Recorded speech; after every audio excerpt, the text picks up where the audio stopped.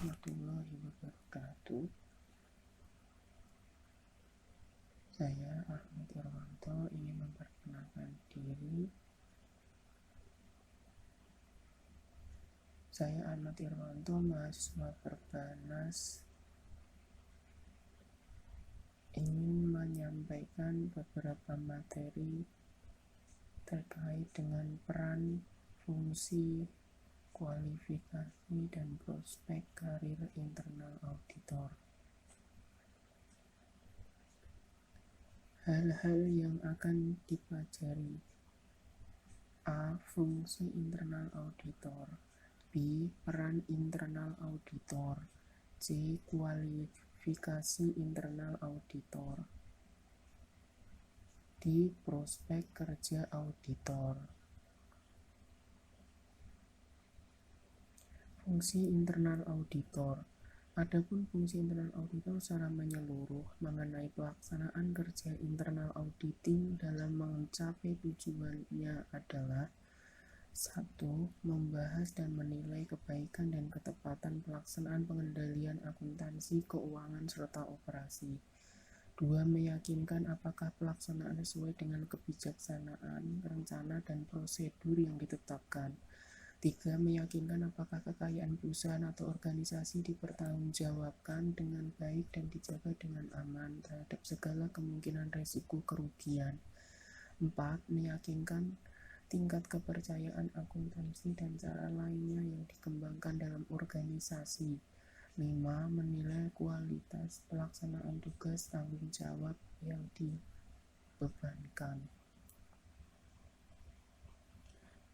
Selanjutnya, sedangkan menurut Sawyer, buku Sawyer tahun 2005, 32 fungsi internal audit bagi manajemen antara lain: 1. Fungsi pengawasan terhadap semua kegiatan-kegiatan yang sifatnya tidak mampu diawasi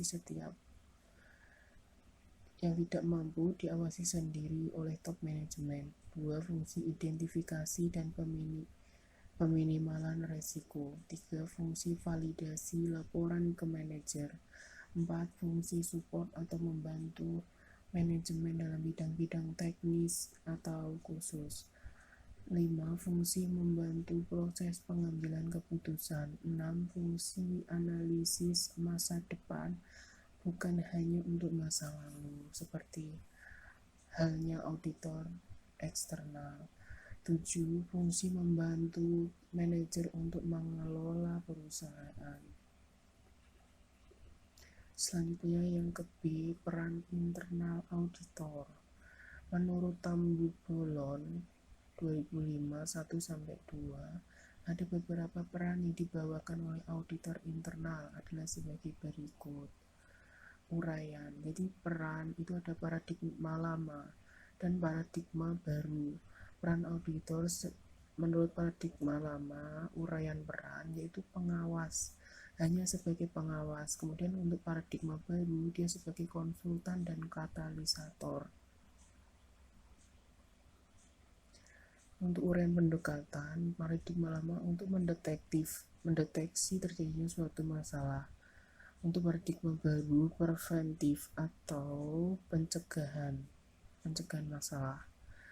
Yang ke uraian ketiga yaitu sikap. Kalau paradigma lama seperti layaknya seorang polisi, menangkap apabila sudah terjadi kejadiannya atau masalahnya sudah terjadi baru ditangkap. Kemudian paradigma baru sebagai mitra bagi perusahaan. Sebagai mitra artinya sebagai kontrol supaya tidak terjadi hal-hal yang tidak diinginkan oleh manajemen atau perusahaan. Kemudian dari uraian ketaatan, paradigma lama semuanya polisi atau kebijakan. Kemudian untuk paradigma baru itu hanya polisi yang relevan. Uraian fokus untuk paradigma lama kelemahan atau penyimpangan. Paradigma baru penyelesaian yang konstruktif. Uraian audit, paradigma lama sebagai auditor financial compliance audit.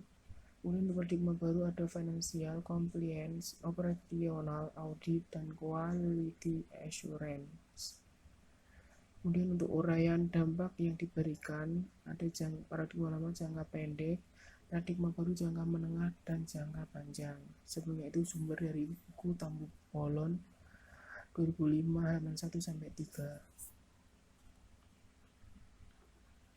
Kualifikasi auditor internal, yaitu bagian C.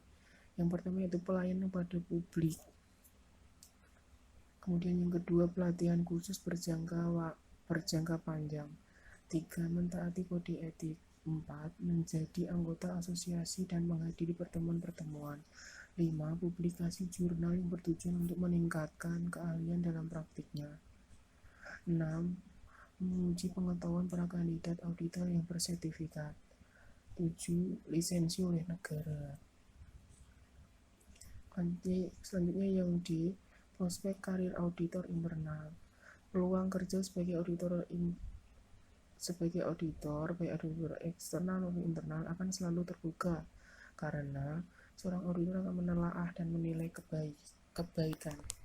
Kemudian memadai tidaknya dan penerapan dari sistem pengendalian manajemen, pengendalian internal dan pengendalian operasional lainnya, serta mengembangkan pengendalian yang efektif dengan biaya yang tidak terlalu mahal, memastikan ketaatan terhadap kebijakan, rencana, dan prosedur yang telah ditetapkan oleh manajemen, memastikan seberapa jauh harta perusahaan dipertanggungjawabkan dan dilindungi dari kemungkinan terjadi segala bentuk pencurian, kecurangan, dan penyalahgunaan, memastikan bahwa pengelolaan data yang dikembangkan dalam organisasi dapat dipercaya, menilai mutu pekerjaan setiap bagian dalam melaksanakan tugas yang diberikan oleh manajemen, menyarankan perbaikan-perbaikan operasional dalam rangka efisiensi dan efektivitas.